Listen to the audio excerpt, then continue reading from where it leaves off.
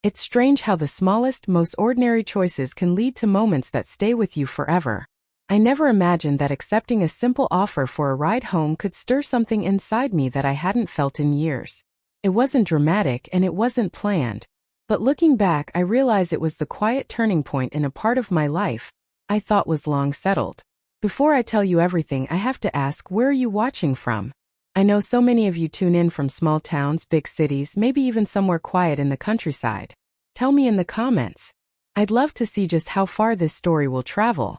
That night started simply enough. My husband, Thomas, had been called away on a last-minute work trip, leaving me, Grace, to attend his sister's birthday gathering alone. It was one of those family get-togethers where the living room is warm with laughter, and the smell of home-cooked food lingers in the air long after you've eaten too much. The fireplace was glowing, the rain tapping softly against the windows, and music playing just low enough to let conversations weave around it. Ethan, my husband's younger brother, was there too. He's always been the quieter one, the type who listens more than he speaks, and when he does talk, it's usually with this careful, deliberate tone. Over the years, we'd shared polite small talk at dinners, the occasional story or joke, but nothing that lingered. The rain had picked up by the time I was ready to leave, and as I pulled my coat tighter around my shoulders, I realized I'd parked halfway down the block. My umbrella was sitting uselessly in my hall closet at home. "You're not walking in this," Ethan said, appearing beside me with his keys in hand. His voice was calm but firm, the way you might talk to someone you've decided you're going to help, whether they protest or not. I hesitated for a second. It felt almost too formal to accept. But before I could even finish my "I don't want to trouble you," he tilted his head toward the door. "Come on, it's no trouble." The air outside was crisp and cool, and the rain carried that damp scent of wet leaves. We hurried to his car, both half laughing, as the rain caught the edges of our clothes. He opened the passenger door for me, and for a moment I felt that rare old-fashioned courtesy that people don't see much anymore.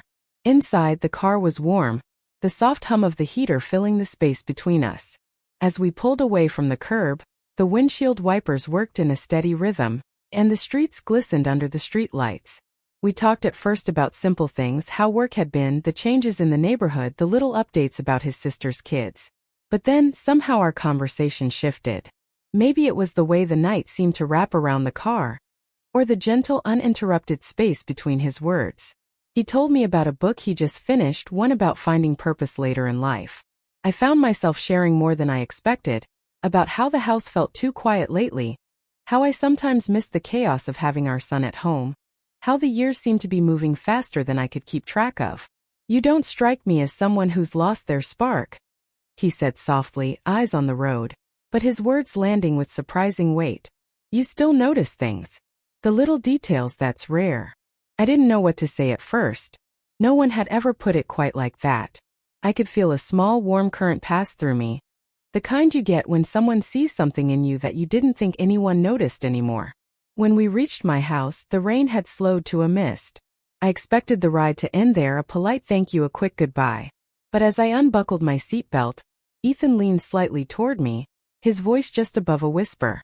"Grace, sometimes the smallest moments can change the way we see ourselves." It was such an unusual thing to say, unexpected, yet it lingered in the air between us like the faint scent of rain on the seats. I stepped out of the car with my heart unexpectedly unsteady, unsure what had just passed between us, but knowing it was something I wouldn't forget. That night I stood at my front door for a long while before going inside, the sound of his words echoing in my mind. And somewhere deep inside, I knew this wasn't the end of it. Morning made everything look ordinary again, which is a kind of magic and a kind of lie. Sunlight laid clean stripes across my kitchen table. The refrigerator hummed like it had always hummed, and the rain from the night before had run itself out and gone. I made coffee and tried to let the steam carry away whatever feeling had settled in my chest, but it didn't budge. I carried my mug to the back door and stared at the maple leaves still shining with 1,000 tiny glints. For a few minutes, I let myself be a woman alone with her thoughts. Not a wife, not a hostess, not anyone's mother. Just Grace with the echo of a man's careful voice, saying that sometimes the smallest moments can change the way we see ourselves.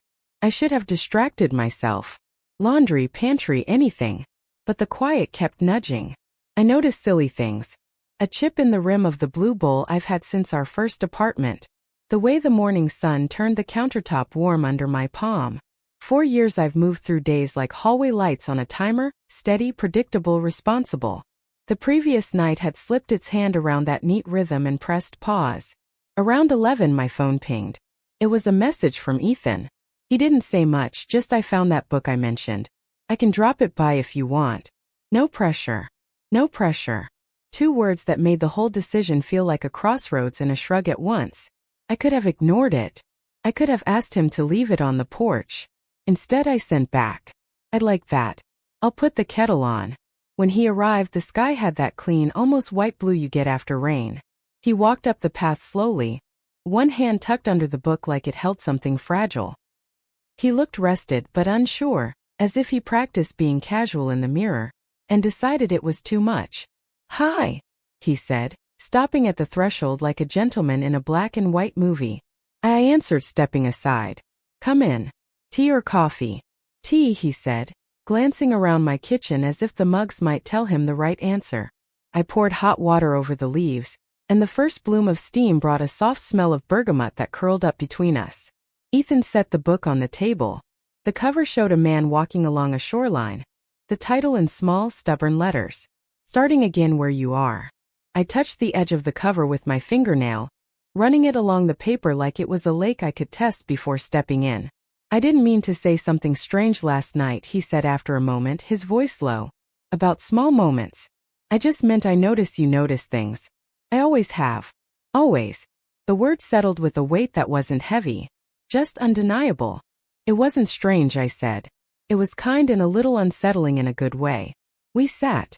It's incredible how close a kitchen table can make you, even when you're not touching. We talked about easy things first. The weather, the birthday cake, the running joke his sister told 3 times. But it wasn't small talk. It was like rolling down a gentle hill toward something you can't see but trust is there. He asked about my garden and I told him how the pays exploded this year, as if they had been saving up their courage. He told me he'd started painting again on weekends. Little scenes, doorways, porches, the slice of light through blinds. I laughed. "You painting?" "I know," he said, grinning with one side of his mouth. "The quiet one with a secret hobby. Don't tell anyone. You just told me." His eyes flicked up to meet mine, and there it was again. That soft, steady attention. It didn't push, it didn't want, it simply saw. He tapped the book. "There's a chapter about memory and rehearsal. How we rehearse the same version of ourselves because people expect it. Sometimes we need one person to gently ask if we want to try a different part." "Are you asking me?" I said, realizing my voice had thinned to a whisper without my permission. "I'm asking if you want to feel like the main character in your own days again," he said, blushing slightly. "Not because of me, because you deserve that." The kettle clicked cool. A small sound that seemed louder than it should have. I poured more water just to have something to do with my hands. My ring caught the light. A neat circle of gold that had been there longer than I've been without it. I thought of my husband, Thomas, on his trip. How our love had grown sturdy and dependable, like a well-built house that doesn't creak in the wind. Houses like that are safe, but even safe houses need windows open now, and then so the air doesn't get stale. "I don't know what I want," I said honestly. "I know what I don't want. I don't want to hurt anyone, and I don't want to pretend nothing happened last night." Ethan nodded. "Me neither."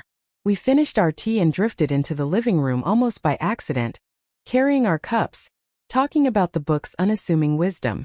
I put on a record, one of those old ones with a scuff sleeve and a song that starts too quietly. The first bars were soft piano and a brush of drums, a melody that has listened to me in every decade. I sank into the couch. He sat on the chair angled toward me, not too close, not far. The room smelled like lemon oil and the faintest shadow of last night's rain. "Would you show me your paintings?" I asked. He looked startled. They're not much. Neither is tea. "And here we are," I said, smiling. He reached into his back and pulled out a small sketchbook, the kind with a rubber band keeping it closed like a secret. He flipped it open. The first page was a door. Not just any door. Mine. The frame a little chipped, the brass knob catching a tiny moon of light. There was such reverence in it, such patience.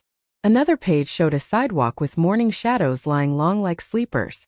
Another was a bowl of oranges that somehow looked like a family, touching, resting, shining in their own modest way. I felt an ache behind my ribs. They're beautiful, Ethan. They're ordinary. Exactly, I said. That's what's beautiful.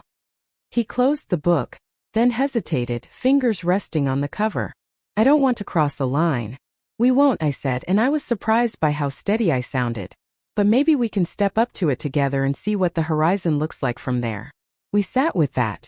The psalm changed. Outside, a single car rolled past. A tire hissed over leftover damp.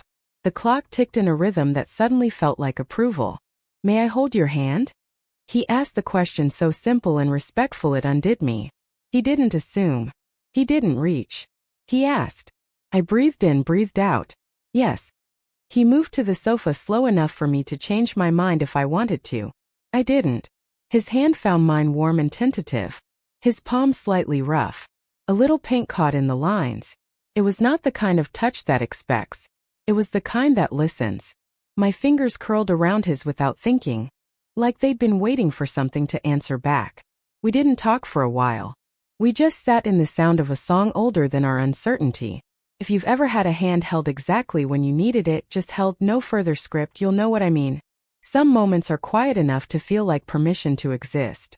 I don't think anyone has looked at me the way you did last night in a long time, I said finally. Not because I'm unloved. I'm loved, but because life gets busy. We become traffic in each other's schedules. I know, he said, and I believed he did. We loosened our hands and kept them near, like two boats drifting side by side with their ropes slack but ready. He told me about a relationship he ended 2 years ago. Kind people, wrong map. I told him about how my husband, Thomas, and I had been in a long season of responsible conversations, budgets, doctor's appointments, the leaking gutter that kept threatening to stain the siding. How I missed the surprising conversations that make your pulse aware of itself. I don't want to steal anything from your life, Ethan said. You're not, I said, and the truth of it surprised me. You're reminding me that I'm still in it.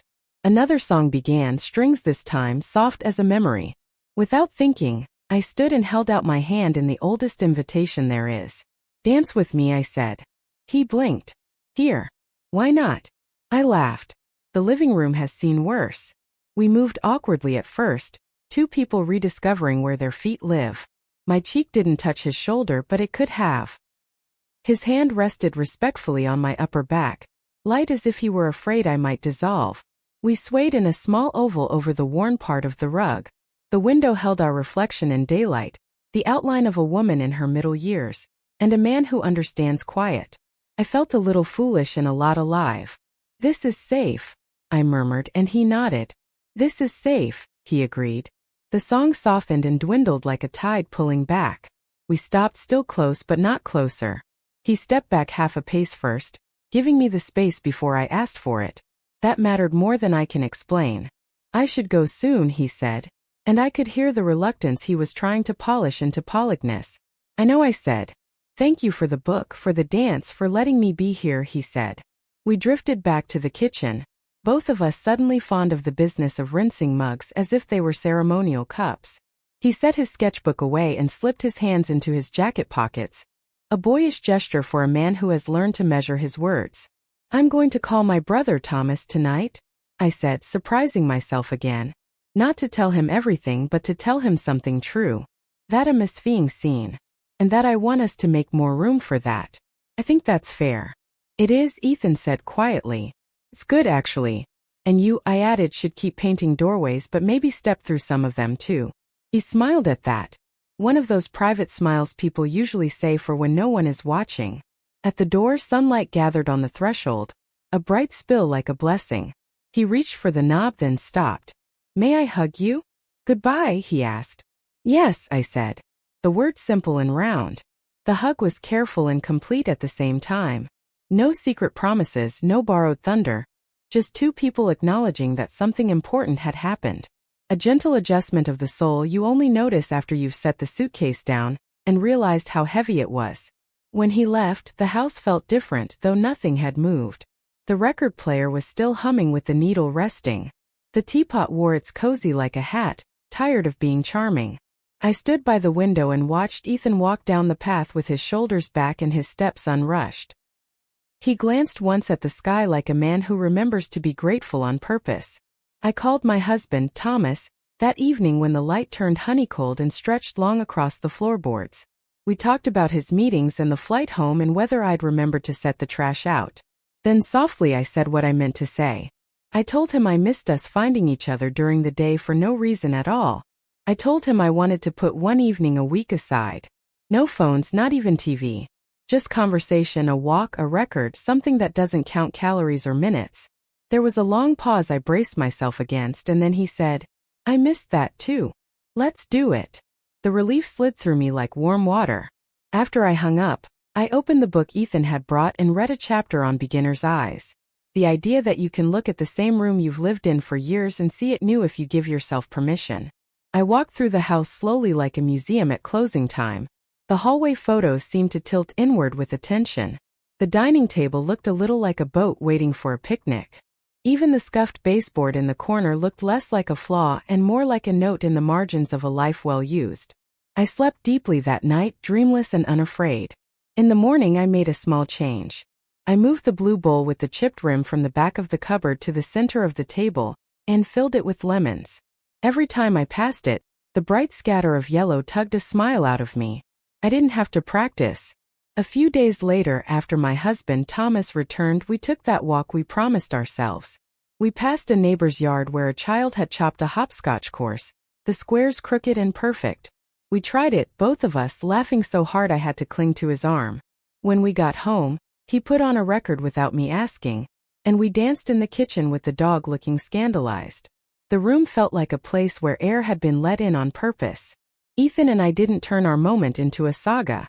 We didn't need to. He texted me a photo of a new painting. A front porch with a swing. No one sitting on it. Just light collecting where someone could rest. I wrote back. It looks like an invitation to be present. He sent a single word. Exactly. When I think about that ride home now, what surprises me most isn't that I said yes to it. It's that I said yes to myself afterward. I said yes to speaking out loud about what I needed. Yes to being handled with care. Yes to noticing. I didn't trade one life for another. I adjusted the lens until the one I had came back into focus. If you were standing in my living room today, you'd notice the lemons, the record on the console, the way the afternoon turns the rug into a small lake of gold. You'd see a door. Mine, carefully painted by a man who pays attention, and beyond it, a house that breathes easier because the windows are open. You'd see a woman whose hand remembers the precise weight of another's palm, not because it took something from her, but because it gave something back. What happened was unexpected, yes, and wholly consensual. It was also deeply, stubbornly human. We didn't declare anything to the sky. We simply held still long enough to feel every quiet truth we'd been too busy to hear. And when the moment ended, we walked back into our lives, carrying it like a small glowing stone in our pockets, warm, ordinary, enough to change the way the path ahead looked under our feet.